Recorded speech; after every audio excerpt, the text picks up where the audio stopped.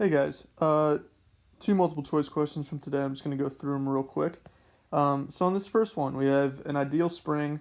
It's being set in simple harmonic motion, and we need to know the speed at the equilibrium position. All right. So just to visualize this to start off, we've got our vertical spring hanging down like this. Here's our mass. All right, and it has an amplitude of 10 centimeters. So let's just assume that this right here is the equilibrium point. We've got a distance of 10 centimeters right here, and we want to know what is the speed at that equilibrium point. All right. The way to go about this problem is with energy. We need to use energy here because, yes, we've got our simple harmonic motion equation for position and velocity, but we don't know what what omega is, we don't know what t is, so that's not a good option for us. We have to use conservation of energy.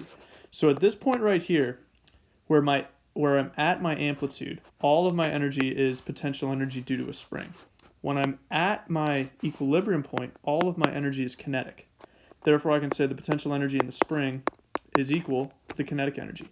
This was also what we talked about in the notes, where when my potential energy is at a maximum, it's equal to my kinetic energy at a maximum. So I know that potential energy of a spring is 1/2 kx squared. I know that the maximum kinetic energy is 1/2 m times v max squared. And so now I can just solve for v. The 1/2s are going to go away. I rearrange. I get kx squared divided by m. I take the square root of that is equal to my max velocity. So this is going to be 400 multiplied by 0.1 squared divided by 1, square root, and I get that my max velocity is 2 meters per second. So the key here, there's no time given to us, therefore I need to use energy. All right. Moving on to the next one. 2,000 kilogram car initially at rest is accelerated along a horizontal roadway at 3 meters per second squared. What is the average power required to bring the car to a final speed of 20 meters per second? All right, so the key thing we need to read here is average power, all right? Because notice, my car's velocity is going from 0 to 20. Meaning there's going to be a different amount of power that entire time, and I want to know what is the average over the entire time. I have mass, I have an acceleration, and I have a velocity, and I know that power is equal to force times velocity.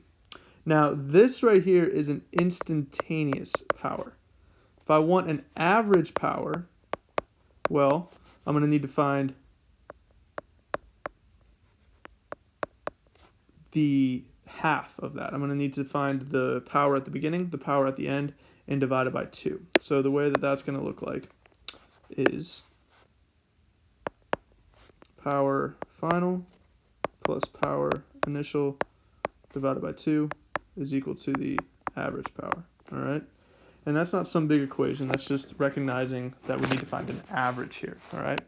So from here, my final power is going to be the force, which is mass times acceleration. So we have 2,000 kilograms times 3 meters per second squared, plus the initial power, times the velocity, which my final velocity is 20 meters per second, plus the initial power, which is, again, 2,000 times 3 times 0, because my initial velocity is 0, divided by 2.